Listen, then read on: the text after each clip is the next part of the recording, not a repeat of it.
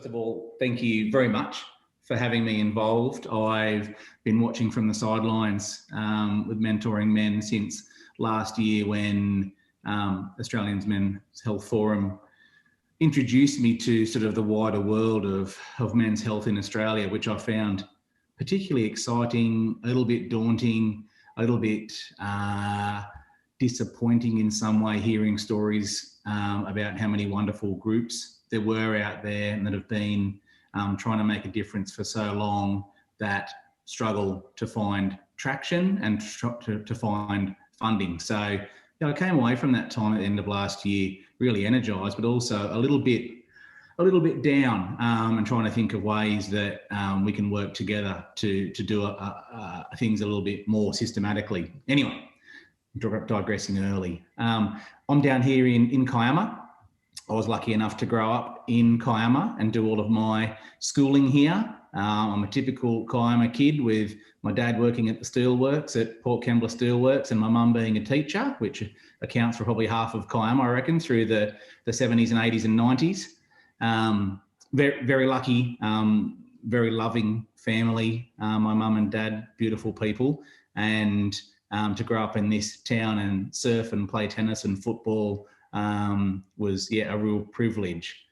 After leaving school, we moved to New Zealand with Dad's work. Dad was in charge of New Zealand Steel for BHP, and I transferred my university there and finished my exercise science degree over in Auckland.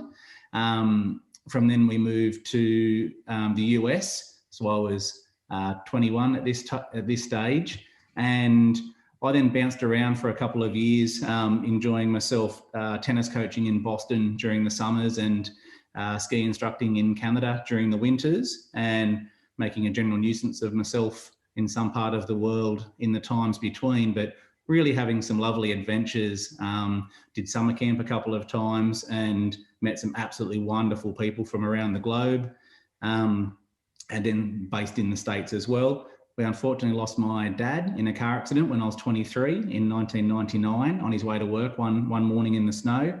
So that was obviously a huge jolt to the family and moved us back to Australia. And not too long after that, I lost mum with cancer. So bit of a bumpy ride through my 20s, which, I don't know, made me fairly aware of the way the world works, but also the opportunities that we have to make our own decisions and try and press forward. So I was lucky enough to come back to Kiama, meet a beautiful girl, Beck. We married and we have two little boys, Finnegan and Lachlan. They're 7 and 9. And I've been working as a physiotherapist here in Kiama and Gerringong for the last 18 or so years, which I enjoy very much. Absolutely love it. So I'll have to talk to Don about his back later on and see what's going on there. Might give you a few tips. I wear a couple of hats in terms of physiotherapy and the man walk. I'm on a couple of committees around Kiama around stronger community and suicide prevention work, which I might speak briefly about later. And me and my mates bought a pub too, just for something else to do. So if you guys know the Southern Highlands, myself and some mates own Robertson Pub up there at the Highlands. So swing in and I'll shout you a beer sometime. So that's kind of me and the last 45 years of bouncing around and some study and travel. Oh, there was some postgraduate physiotherapy study in there as well somewhere. I'll move on to the man walk and how that started, which was in 2018. So it really came about with me needing to make a bit of a change to my routine. I'm a fairly busy kind of guy and I like to be busy. Well, I say I like to be busy. Maybe that's going down a rabbit hole. I like to keep busy. And I was staying up a bit too late, doing work, a couple of glasses of red, going to bed after midnight, and not bouncing out of bed, not feeling fresh in the morning. So this is 2 or 3 years ago, a couple of little boys, and my wife, my beautiful wife, said, well, how about you try and shuffle things around, get to bed earlier and get up for a morning walk with the sun and start the day fresh. So I did that because she's essentially always right, and that's the truth. So I thought I'll give this a crack, and immediately felt the difference of just, taking charge of the morning, getting up, get a coffee, have a walk around beautiful Kiama Harbour, sometimes with a podcast in, sometimes not, and just a nice way to start the day fresh. Mentioned it to a couple of mates, couple of rugby mates. I played rugby with Kiama until I was about 43. They decided to come along and crash my party, which was lovely. So it went from myself to 3 to 4 to 6 or 8 of us, and we had a blast. So we spent the mornings, walking around the harbour, talking about odds and ends, how the week's going. Our intercept try, down at Shoalhaven in 1993, and how good we used to be at playing rugby, and all kinds of rubbish stories we tell ourselves. And we fairly quickly realised that this was pretty great, and it was a way to reconnect with mates that we don't see much anymore, because it just isn't the time. This sort of stage, for a lot of us from say 30 to 60, particularly that 30 to 45 time, is really when we stop our regular sporting commitments, football, tennis, soccer, whatever it might be. So we lose that Tuesday, Thursday training, Saturday game, a couple of beers or a chat with the boys. It's also the phase where we're trying to grow our business. Often we have young children, and we inadvertently lose those connections with our mates that we've had all of our lives. And we often don't make new mates either, because the opportunities don't seem to be there. So yeah, we realised this was something pretty cool. In the space of about half an hour one morning, we decided we should call ourselves something, come up with a logo. So yeah, probably in about the space of 15, 20 minutes, we came up with the Man Walk and the slogan Walk, Talk, Support. We formed a Facebook page for a bit of fun, just to take a selfie each morning and write down what topics we spoke about. And we thought, we may as well make it a bit official and trademark the logo and do those kind of things as well, and get a couple of hats made up. That's all we thought for a bit there. So we thought this is pretty cool. So off we walked Mondays and Fridays.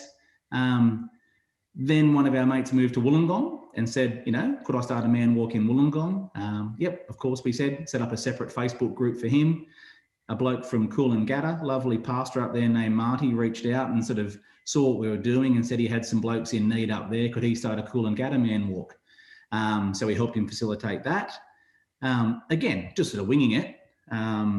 Which we still are in part, I'll get to that, and cruised along like that for a number of months. We thought, this is pretty cool. We've got Kiama and Wollongong and Coolangatta here. So then in June 2019, it was actually the morning that my Vice President Mikey and I had our first sort of formal speaking gig at a local council about the Man Walk and what it's all about. We came out of that meeting at about 10 o'clock the next morning, and our overnight post on the Thursday night had gone viral and gone to 1.4 million people, had been shared by 6,500 shares, and had just literally exploded. I had missed calls on my phone from Win News, Illawarra Mercury, these kind of things, ABC Australia, and things just exploded. We were just inundated with messages on Facebook Messenger. I don't think we didn't have an email address then. No, we didn't have a website, no email address, nothing, just Facebook. So yeah, national media. I was on the Today Show and Sunrise and so on live the next week. And luckily we had this structure in place. I missed, as well as when we moved to 3 groups, we thought, this is something here. We better make sure we've got, our ducks in a row. So we went through the process of becoming an incorporated association. We spoke to our insurance broker about public liability insurance and put that in place. Had a meeting with our solicitor, got all of those things happening, which was fortunate because we had no idea this was going to happen with this, 1.4 million people overnight. So in some ways we had a structure that was, appropriate legally, but in no way did we have a structure of personnel with our, 7 ex-rugby buffheads like me sitting here in Kiama that could handle the influx. One of my lovely mates offered to fund an admin person to help us for those first few months. And that was an absolute godsend. So between June 2019 and November, we went from 3 to 68 man walks around the country, and not through solid risk or governance or processes. In retrospect, I would have done things differently. There was no harm. all we did was that we didn't have the structure in place to support the groups very well. In all of the time, in these couple of years, and with so much social media and thousands of posts, I reckon we've had 4 or 5, maybe 10, really negative comments through the time, which is really, in terms of what people get up to on social media, it's quite amazing. The strength and consistency of the comments from men who have joined walks, who have become ambassadors, women who have looked on and either from afar like what we've been up to, or their partner or son have joined, and the lovely feedback we get from them.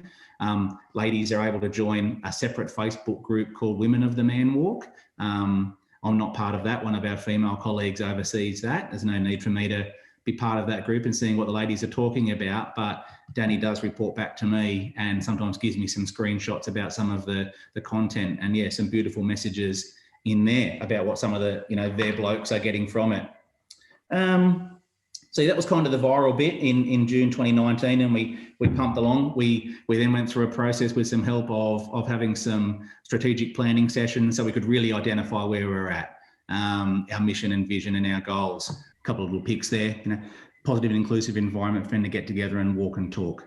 I spoke about from 2018, how one bloke changing his morning routine seemed to lead to a bit of a movement, and then the viral, and then chasing our tail a touch. So through the strategic planning, which I'm very keen to do again this year, I think some things will change and I think some things won't. If you gave us the chance again to, say, well, you came up with the name and the slogan, walk, talk, support, within 15 minutes, would you change it? And I wouldn't. I love it. I think it's great. Our vision, connecting men, strengthening communities, combating social isolation, I still think is solid. And our mission to introduce and support local man walks around Australia and to ensure that every walker becomes part of the broader man walk community, I think is still fairly spot on. This would be interesting to redo. Again, this was early on in the piece. We threw this out there of a goal to provide an active man walk in 80% of the 547 local government areas throughout Australia within 3 years. Realistic? Maybe not, but you're allowed to bang some goals out there, aren't you? But we're really keen to connect men in the communities throughout Australia with over 5,000 individual walkers per week, and we will achieve that very easily, The other thing we're really finding, which is beautiful, is that men walkers, when they're travelling, are seeking out other man walks at Port Macquarie or Yamba or Redcliffe or Geelong, and they're popping in and walking with, blokes. So that in terms of connecting men within their community, which is the real goal, men finding some comfort and support and friendship in their local town, but that wider net of connecting men in different towns has been a really pleasing aspect of it as well. Facebook groups, some of these kind of things. Our closed Facebook community group called the Man Walk Community has about 15,000 members, and then each individual walk has its own Facebook group as well. So you can get on, apply to be a member of the Man Walk Kiama. I think there's 180 blokes in that. The Man Walk Redcliffe, geez, actually not to ask Adam, must have over 1,000 in there. Geelong powering along. So, they're really nice communication within those groups, and maybe some local things going on. And then we'll post information on the Man Walk community group to that 15,000 people. And then we'll choose what posts we put out to the world from our Facebook page. I had a few, this needs to be updated in terms of some walk locations. New South Wales, Queensland, Victorian locations, some silly bloke doing a pose there. ACT, Northern Territory. And that's a bit of a shot of some of the things that exploded early on. I was quite excited to speak to Georgie. I've had a crush on her for a long time on the Today Show. So that was, I think a bit of a squeak in my voice when she came down the line to me. So that was quite exciting for me. Some testimonials and things. All of these things are on the website too. You can check out later on. I'll get to where to from here later. Let me come off this again, get back to my mug. My first point was that they don't know about it. if it wasn't for groups like this and listening to the speakers like we're having tonight, and that, they don't know about it. So it's publicising it is an important thing. Men's upbringing is that it's not really necessary to do those sort of things. Imagine my dad being asked to do something like this. His answer would be, I walk all bloody day with my work. What do I want to do that for? And they don't want to take the time, and there's a general shyness among men sometimes that they need to be introduced to each other and encouraged to join a group. They won't just go along and do it. It's also a cultural thing in Australia for blokes to walk together.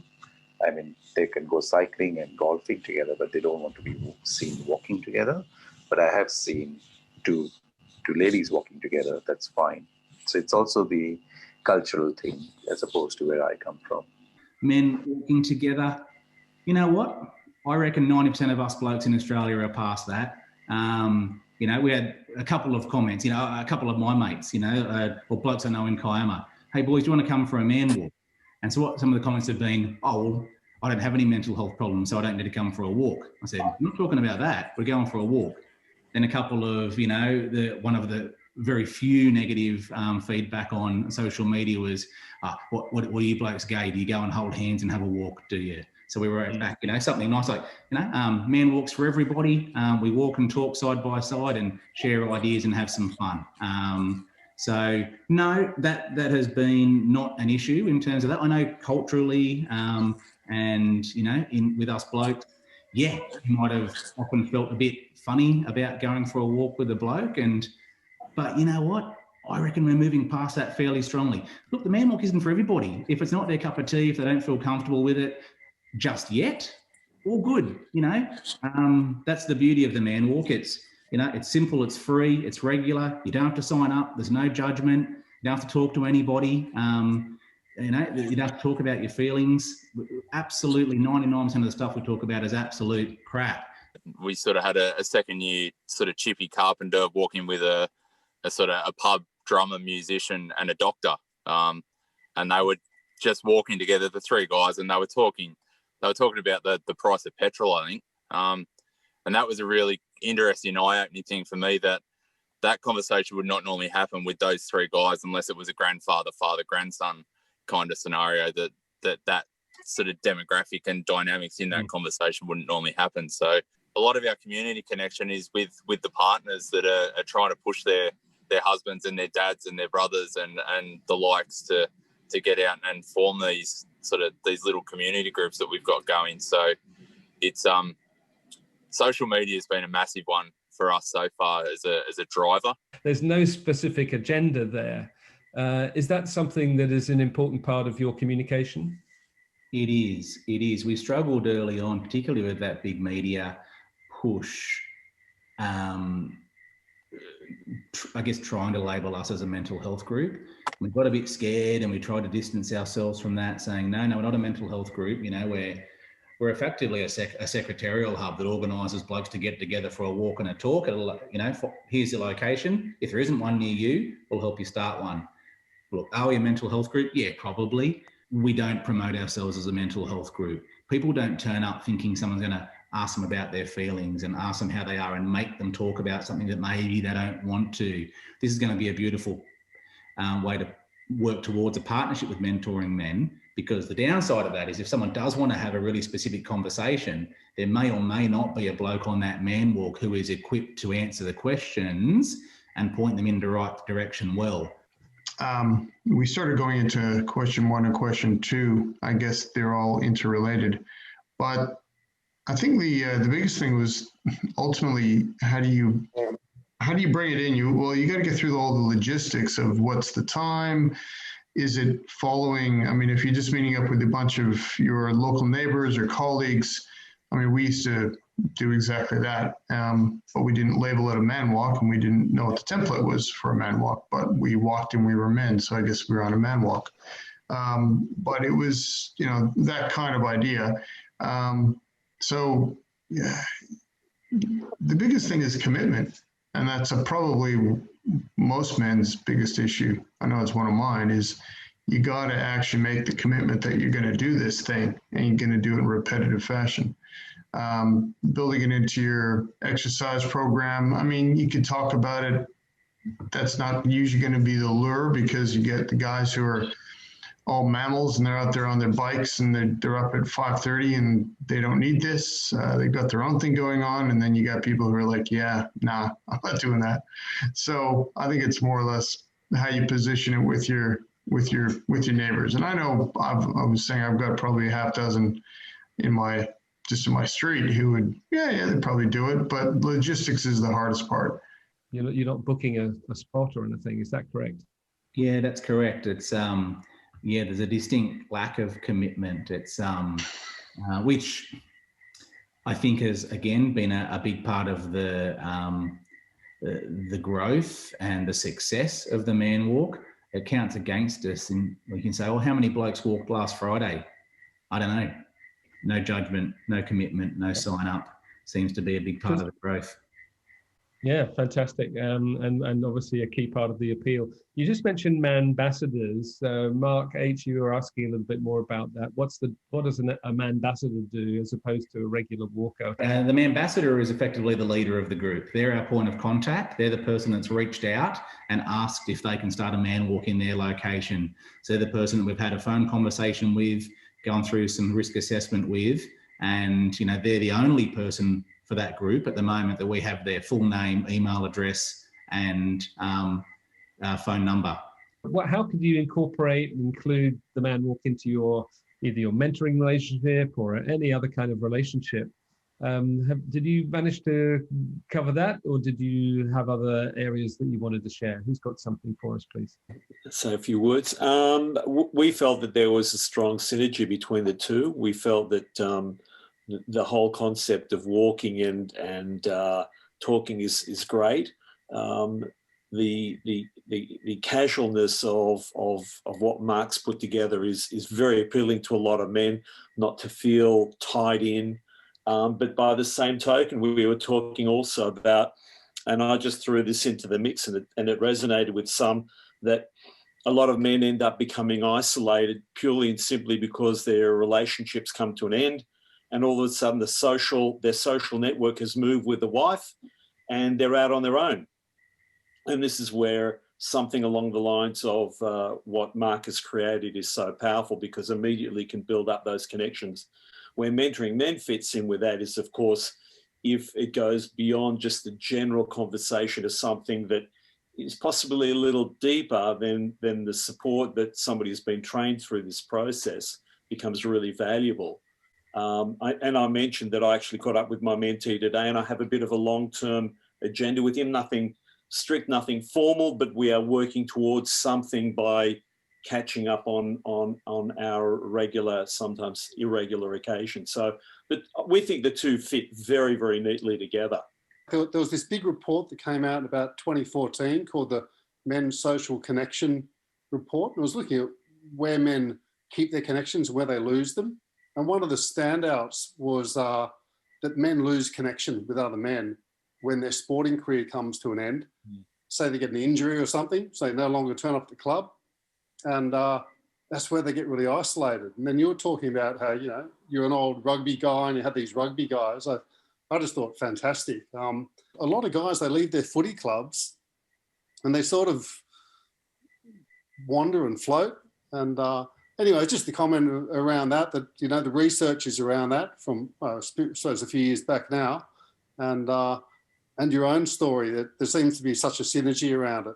I'm a rugby guy. I bloody love my rugby and I miss it. I finished playing at 43 and I bloody miss that training and the banter and having a beer in the sheds afterwards and, seeing your mates and things like that. And bloke came on the Kiama Man Walk last week. I hadn't seen him in 10 years and we were straight in. He goes, remember that game at Shoalhaven in the mud in about 2004? How much fun was that? So, I know not everyone's sporty and that's okay. And there's lots of blokes on the Kiama Man Walk and other local ones that I check into Gerringong who aren't particular sporty blokes, but you find a way to connect, sometimes over the shit stuff that you've both been divorced or that you're both having problems with your teenage son or daughter.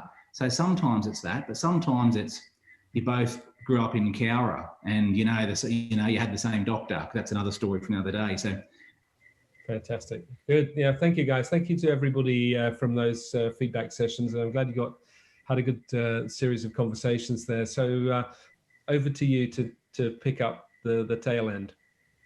A little bit of my story I left out was probably actually why a big thing, as well as sort of changing my routine. I went up and did a leadership rites of passage course with Anna Rubinstein up at Mullumbimby. Some of you guys will know Anna. He's a belter of a bloke. So his organisation is called the Rites of Passage Institute. So he's written a book called The Making of Men, which is a wonderful book about men and raising boys and boy versus man psychology. So I went up and did a 3-day leadership course with him, and just with a view to trying to be a good fella, trying to be a good dad and a good husband and a good boss. Most other people there were outdoor ed teachers or psychologists and things like that. And I found that weekend super powerful. Met a couple of really nice guys there from Penrith who were involved with the Penrith Panthers Building Young Men program, and got to know them, and they actually invited me up to sort of hear more about their program. I ended up signing up to go through the community mentor training at Penrith. And then I thought, bugger this, I'm going to have Tuesdays off work and go up and do my 3-hour mentor work with the Panthers on the Prowl Building Young Men program. That was 2 years ago. And the couple of blokes, Brogan Mulhall, who's a psychologist up there who runs that program, is still is now a dear friend of mine. And Peter Graham, who's one of my co-mentors on that, but has become a bit of a personal mentor for me. He's one of the directors of the Panthers, just a heart of gold man. So that really sort of shoved me along, and to be honest, showed me some stuff that was out there. Look at me, I grew up in Kiama, middle class, upper middle class, loving mother and father, had everything I needed. Next thing I'm up there at Penrith hearing from these kids who get told they're useless every day, get physically abused every day, haven't got hot water in their house. And I'm just thinking, holy shit, I need to find ways to do more to help. So that was really powerful for me. And that was around the same time that I needed to change my routine and started walking in the morning.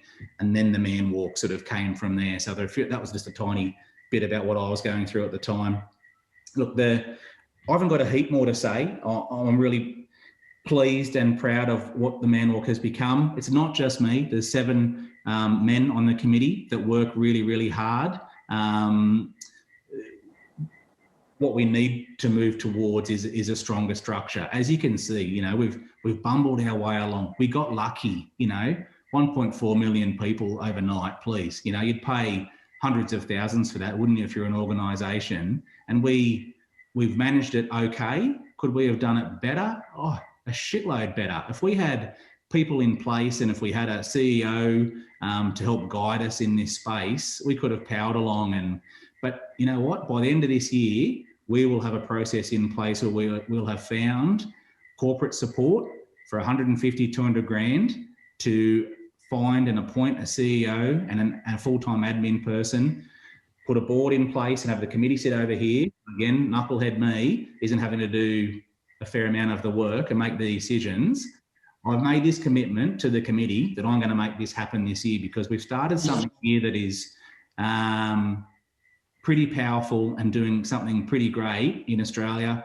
I've got emails sitting there from Africa, from the City of London about walks there. We've got a walk starting in Dublin next week. It's the stuff going on here that is too big and too important for me and us knuckleheads here to take care of. So we're not going to get the support from the government and those kind of things. We bumble along with Clubs New South Wales grants for 3 and 5 grand and those kind of things, and volunteer work, and a couple of golf days to raise money. We make $7 for every hat and shirt we sell. We're doing our best, but I reckon this can be something that really makes a difference in men's lives. And I've made a commitment, a personal commitment to the committee, that I'm going to drive this hard this year and find the money and find the people to take over and do this better than I can. As a committee, we want to work towards finding structures to create more formal partnerships with other organisations that fit, and mentoring men fits. Again, Is it easy? Yep. Is it free? Yep. Is it, does it fit with what we can't supply in terms of specific advice and help for blokes who need more, either as a mentee or man walkers who want to give more and become trained as mentors? The synergy for mine, and we've had conversations with the committee, is really strong. So I'm really excited for the Man Walk and Mentoring Men to form some kind of formal partnership. Again, I'm a bullfed rugby player, so I'll need some help in how this works and things like that. But this is going to be, I hope, and the guys and I, Ian and John and I, have had some conversations. I'm really excited that this is going to be our first, sort of working partnership to see how we can help each other. So yeah, that's the next 12 months for the Man Walk, is redoing our strategic plan, formalising our risk assessment and governance that fits with our insurance and our public liability insurance, implementing training for our men ambassadors and other men who might like it, ideally through suicide prevention training that Ian and I have spoken about, through Mentoring Men, and also more formal mental health first aid training. We're going to have some camps. I've got a Zoom tomorrow with the head of Office of Sport, which was Department of Sport and Rec in the old days, about they've offered the use of their Office of Sport facilities at Berry and Narrabeen and Wagga and Hawkesbury to run weekend camps and volunteer their facility, their accommodation, food, trainers, all that kind of thing for us to run Man Ambassador or Man Walk training weekends, where we'll have a bit of fun, but also some education and maybe some training as well. And we want to grow it. You guys are being really successful at getting them in and fostering a connection. How do we then encourage them to take another step over and grow? Yeah, great question, mate. Great question. As I said, we've been, I think, cautious and nervous to work out where to go. And we thought, well, we better not offer blokes too much because we're going to scare them off. We better not say, well, come on a man walk, and if you want to go and do some mentor training, then that's a great thing. Or if you want to, do this, we were nervous. But what we've found, and the feedback is very clearly, what else can we do? What can we do next? They're connecting as men. Otherwise, if I jump into the Yamba group, they went for burgers today at lunchtime. That's not a man walk thing. That's something they've organised in their local group. They've made friends. Some of these blokes haven't got any bloody friends. Now's the time where we offer them more. Is it becoming a mentor for mentoring men? Is it that we can fund mental health first aid training? Is it that we can disseminate information and education around anxiety so they can become a bit more educated? So yeah, that's our challenge.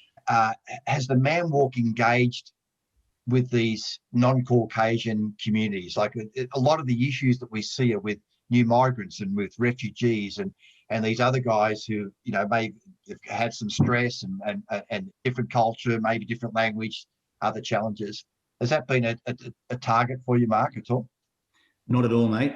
Zero. In our requirements for ambassadors and in our our documentation around what is a man walk and what are our goals, we were very clear that it's over 16 and a man, and that's it. We don't care if you're black, white, gay, straight, 85 or 17, but no, there's been no specific sort of avenues or advances towards any particular demographics. I like the idea of it. I'd love to and link that in with men who are maybe more at risk and more in need and particular areas. That's something where we could maybe go together again with mentoring men. But no, the easy answer is, mate, we haven't been there specifically yet. The vision of the Man Walk, connecting men, strengthening communities. And that's right out. We defined it early, but I still love it. Connecting men, strengthening communities. And it is, we're human beings and we have that drive for that. We don't need to always solve the problems, so saying hopefully we can create linkages, that we provide opportunities and avenues that people, man walkers, can find some answers and more formal help. But it's like when, if your wife or partner comes home and they've had a shit day and they tell you what's happened, they're not after a solution. They're after you to say, geez, that sounds really hard. They're not this, oh, well, this person thought that, maybe she was saying this or maybe that. So it's just it's just an ear. It's just someone to listen and nod and smile and sometimes say, yeah, man, that sounds really fucking hard. Sometimes that's all we're after and all we need, and someone being on our side, literally on our side, walking next to us, but being on our team. And that's sometimes a big part of the puzzle. I think the number one part of mentoring is just the ability to listen. Add to that, Mark, you know, like the banter that goes on is healthy, and the conversation may or may not flow down the challenges that they're having, but just having that release and that connection, I've seen in my experience of doing that, is just phenomenal. So congratulations, mate. You've done a really fabulous job. Well, for me, it's just thank you. Thank you for being here.